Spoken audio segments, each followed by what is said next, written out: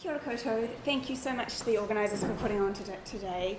I know quite a few people started by saying that they feel like frauds, and I'm joining the fraud camp of Karen because I actually don't have a specific project on COVID-19 and international law, but I have been reading a lot this year, all the different pieces that have been out on blogs, and some phenomenal people have already managed to get things into journals about COVID-19 and international law, and so I thought I'd use today as a chance to provide some reflections on some of the things that I've been reading.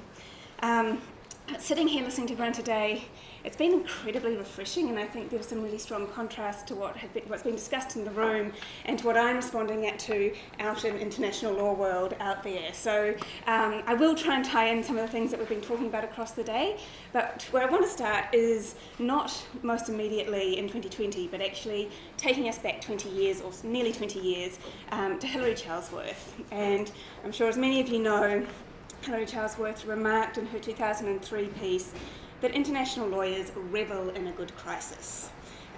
Convinced of our relevance, we rush to the fore with our toolkit of legal doctrines and seek to diagnose the problems of the moment, find solutions, and preempt similar issues arising again.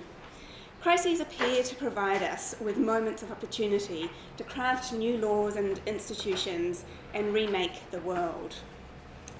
As the pandemic has raged around the globe, Charlesworth's words have proved prophetic. Numerous international lawyers have been quick to use legal doctrines such as state responsibility to consider who might be held liable for the devastation wrought by the virus. And many have urged us to use this moment to act, improve our existing laws, or design new and better legal systems. So just to give you a few examples, for people who've been writing about international law and COVID, Kojo Karam has said that, quote, now is the time to decide what the legacy of coronavirus will be. Philippe Sands has said that we need more international law, not less, to address the issues arising from the crisis. And Marina Aksenova has compared this moment to the aftermath of World War II, when the UN was created within the space of just a few months. And she suggested that, quote, we have a unique opportunity to reconsider the system to better reflect the increased global connectedness of people.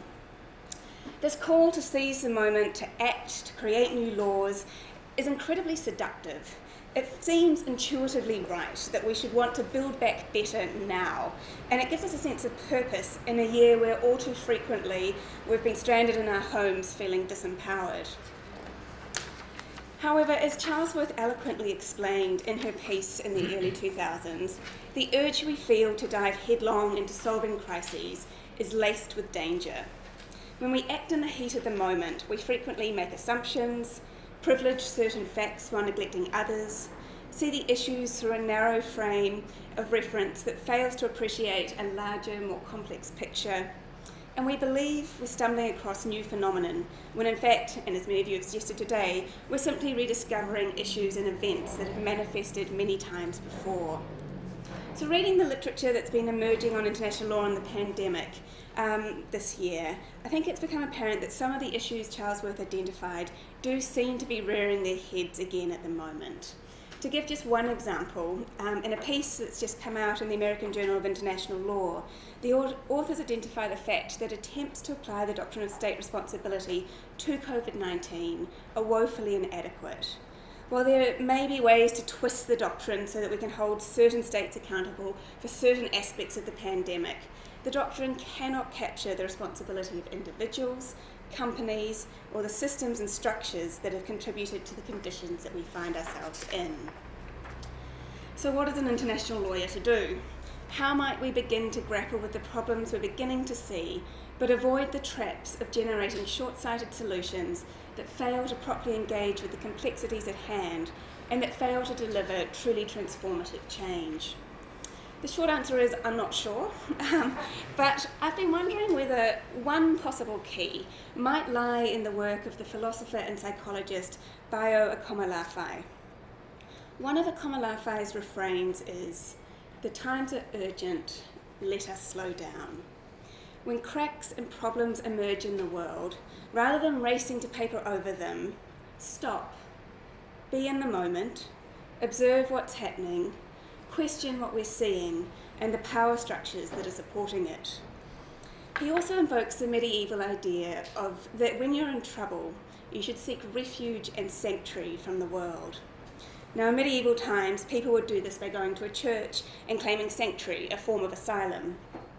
Today, he suggests that we can think about it as turning away from the power and knowledge systems that dominate the world, and think instead about finding new places of power that are not dependent on the nation state or whiteness, decentering the human, and being open to alternative forms of knowledge. I think there's a lot in all of this and very little time to draw out how it might apply to international law, but I want to offer 5, and I promise very brief, suggestions about what might happen if we slow down, stay in the moment, and turn away from our usual international law tools for analysing and responding to crises. So to start, we might want to resist labelling the pandemic a crisis at all. As Gina Heathcote and Michelle Staggs-Kelsall have pointed out, framing COVID as a crisis focuses us into responding in masculinized, securitised, and I would add militarised ways. Second, slowing down might encourage us to think more about the stories we're focusing on, and whose stories we're missing. Alonso Gomindi Dunkelberg has drawn attention to the idea that much of the international law and supposedly globally focused commentary to date has focused on Western states, and in particular how Western ideas of civil and political rights have been under threat in the lockdowns that have been implemented. By contrast, conversations in Latin America have focused much more on issues of income inequality. What might international law learn from paying more attention to these stories, as well as the stories and ideas shared from other parts of the world, including our own, as we've heard multiple times today. So it's been awesome to be in this room where socioeconomic issues and poverty have been centre stage. I think it really provides a lot of space, I think, for international lawyers out there to be pushed to shift and broaden their lens. Third, before racing to employ international law as a tool that we can use to resolve issues that have emerged from the pandemic, we should think about international law's complicity in creating the conditions that have given rise to the pandemic in the first place. There has been some good work that's begun in this area. For example, there are a number of international lawyers who have pointed out that the IMF's austerity measures in recent years have forced many states to underinvest in national healthcare programs. However, I think there remains more work to be done to unfurl the myriad ways that international law has contributed to what we're all experiencing. I can do it.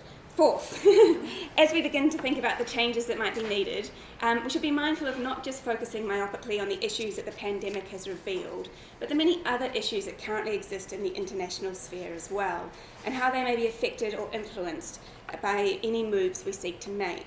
I think Campbell has done really important work thinking through some of the links between populist governments and the pandemic. We might also want to think about connections with Black Lives Matter, climate change, as has been suggested today, capitalism and structural issues, so that we can develop the larger, more complex picture that Charles Worth urged us to see. Finally, if we focus on Akomolafe's idea of turning away from traditional power structures and systems of knowledge, we might consider ways to properly engage with the many forms of international law and knowledge that exist beyond the strictures of Article 38(1) of the ICJ statute. It may be that we don't need more conventional international law, as Philippe Sands has suggested, but instead we need to perhaps embrace the many feminist and queer blueprints that already exist for a more equitable international order, or perhaps, as was suggested by Claire in the first panel today, look to Indigenous ideas, and Tracy too, and I really liked that idea of the domestic informing the international as much as the international informs the domestic. I'm probably nearly out of time, so I can't do my final paragraph, but I did want to finish by saying I was really struck this year in a different context by Arundhati Roy's piece that she wrote on COVID, and not international law at all, but what she wrote. One phrase that she said sort of really stuck out, and it was that nothing could be worse than a return to normality after this. And so my hope is if we slow down, we might be able to avoid that fate.